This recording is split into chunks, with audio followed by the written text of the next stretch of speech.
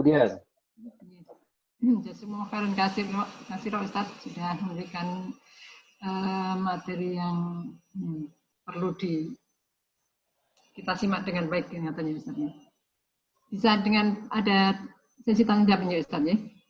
Monggo, masih ada 7. Ini ada Ibu Jihan dari Depok. Ada malah Depok. Saya juga di Depok ini. Monggo Bu Jihan. Jihan, silakan Bu Jihan. Sudah raise hand tadi. Raise hand-nya karena kepencet atau memang bertanya ini? Bu Jihan, silakan Bu Jihan. Halo Bu Jihan. Maaf Bu, dari kepencet anak saya lagi main-main, lagi ngaji sama jaga anaknya. Oh, enggak. Insya Allah, Bu Jihan, insya Allah. Masya Allah. Yang tanya yang lain silakan Ibu.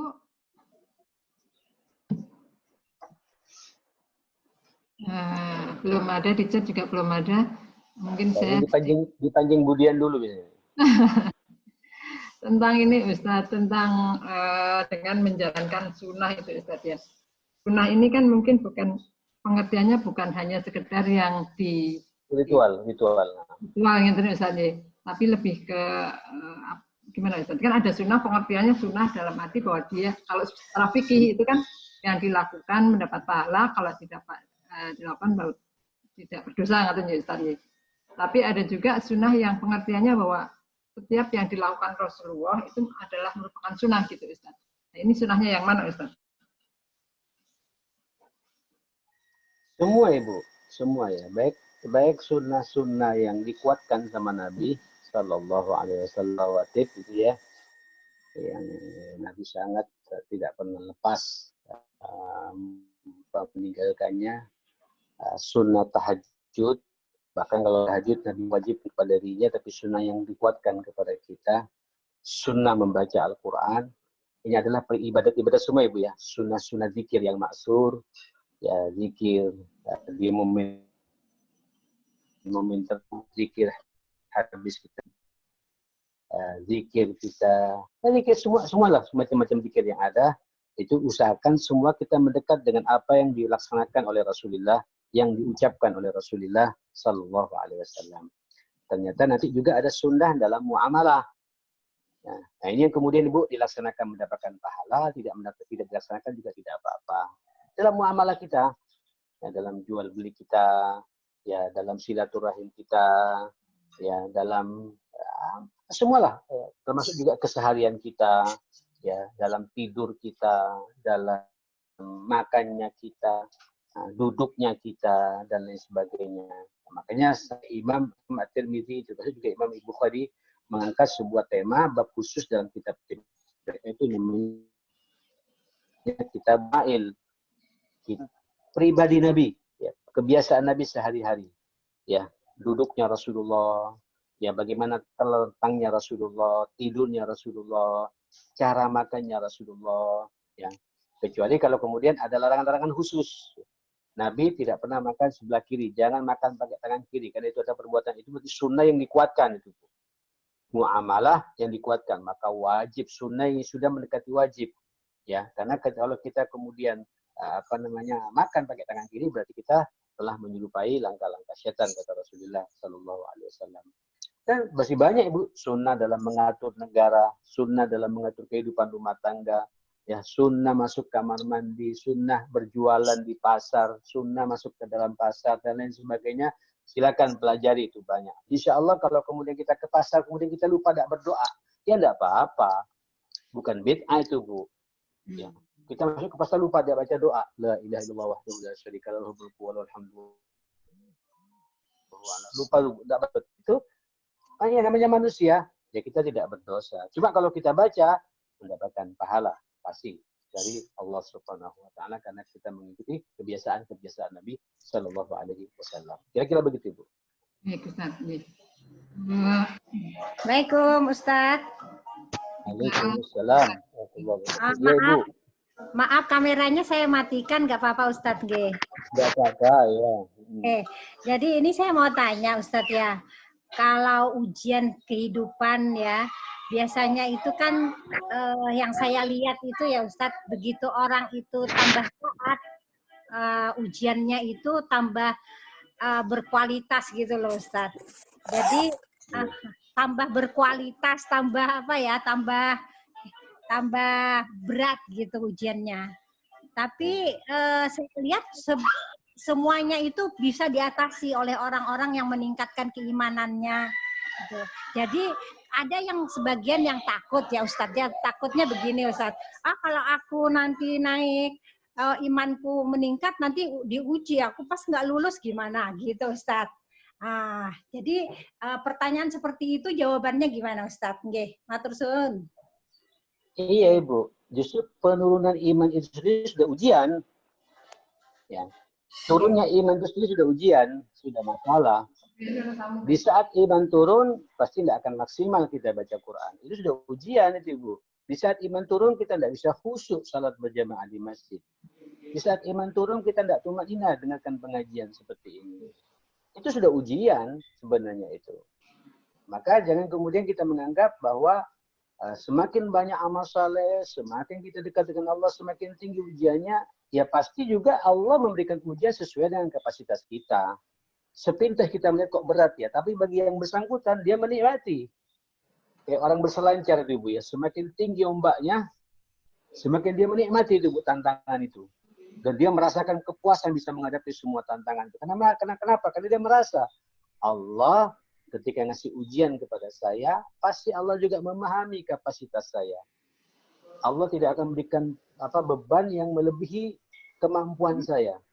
Ya, la yukallifullahu nafsan illa wus'aha. Begitu bahasa Allah kepada kita. Sebab Allah memberikan ujian melampaui kapasitas kita, Allah zalim kepada kita. Dan Allah mengatakan, wa ma rabbuka bizallamin lil 'abid. Perkuat saja iman Ibu. Perkuat saja amal saleh. Nanti Allah juga akan kasih ujian sesuai dengan kemampuan kita. Bahkan kita akan menikmati menghadapi perselancaran ujian itu Ibu, atas izin Allah Subhanahu wa taala. Justru ketika kita tidak melepaskan iman, itu ujian terberat sebenarnya Ibu ya. Gimana salat tidak khusyuk? Bagaimana baca Quran ngantuan? Bagaimana salat selalu terlambat? Itu ujian yang lebih dahsyat sebenarnya karena kita telah mengingkari aturan Allah Subhanahu wa taala. Justru perkuat iman kita dan harus yakin Allah pun ketika nanti memberikan ujian berat kepada kita sesuai dengan kapasitas kita ini dan kualitas iman kita ini, Allah juga memahami tentang takaran ujian yang akan Allah bebankan kepada kita. Wallahu a'lam. Terima kasih Ustaz. Semoga dijawab Ibu Dayanti. Ini tadi ada yang raise hand Mbak Zakia. Silakan Mbak Zakia, tadi sudah raise hand. Baik, terima kasih Bu Dian. Ya. Silakan. Berkaitan dengan sunnah itu sendiri, kan sunnah itu apa yang dilakukan oleh Rasulullah yang kemudian kita harus menghidupkan. Nah, adakah contoh yang tidak dilakukan oleh Rasulullah, tetapi Rasulullah tidak melarang itu?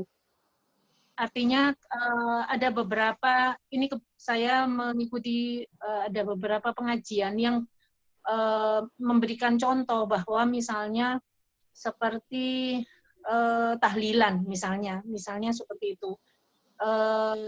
Ada sebagian yang mengatakan boleh, mungkin dari sebagian lagi mengatakan tidak gitu.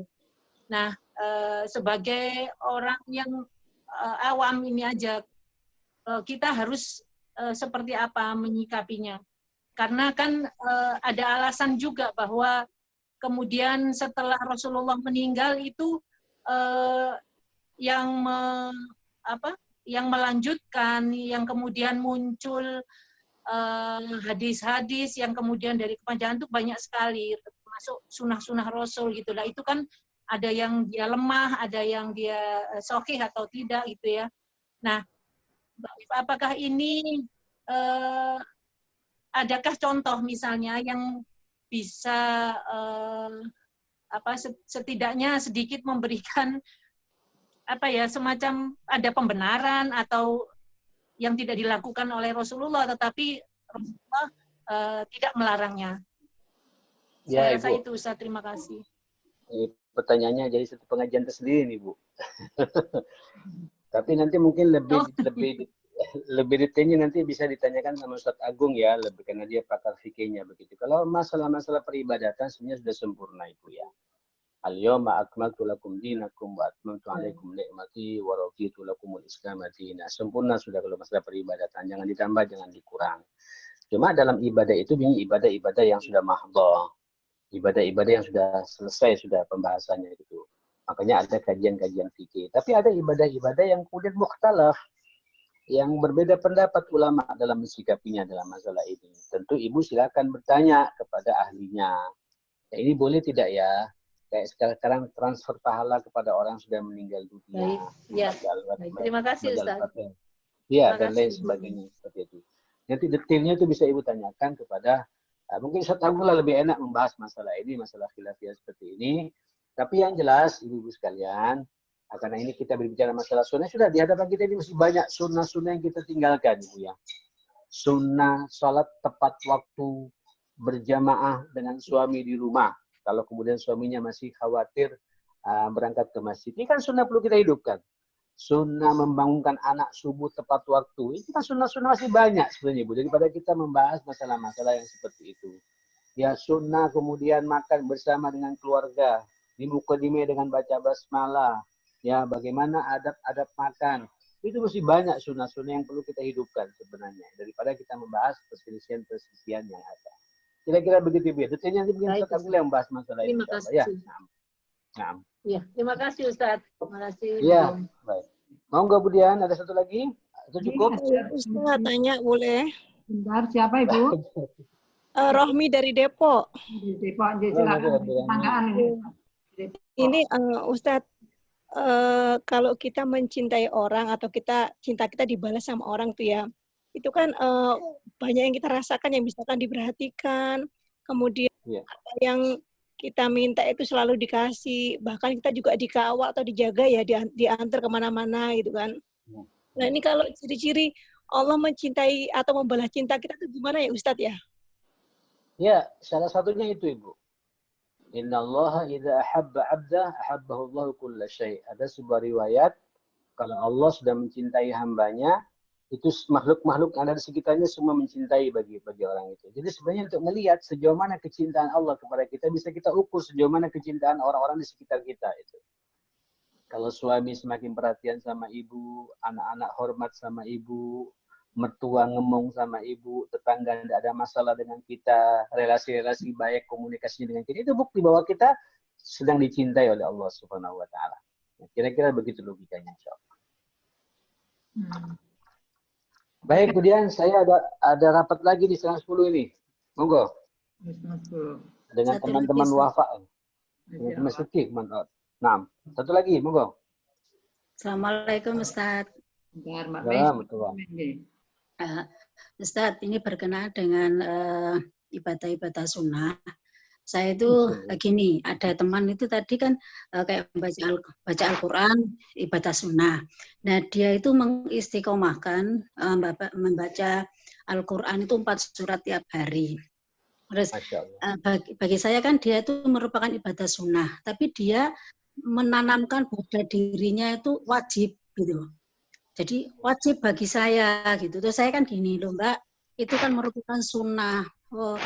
Itu wajib. Jadi kalau misalkan saya tinggalkan kan berarti merasa berdosa kan begitu. Tapi itu yang tidak. Apa? Yes, itu yang tidak boleh. Itu kepahaman seperti itu yang kita luruskan ya. Namanya sunnah ya, jangan diwajibkan. Ini sunnah yang sangat saya perhatikan. Mungkin begitu bahasanya ya. Jangan mengatakan ini wajib. Wajib itu sesuatu yang sudah ada ketentuannya dari Allah Subhanahu wa taala. Kayak salat, kayak puasa, segala macam. Jangan menambah-nambah sesuatu yang membebani kita. Ya,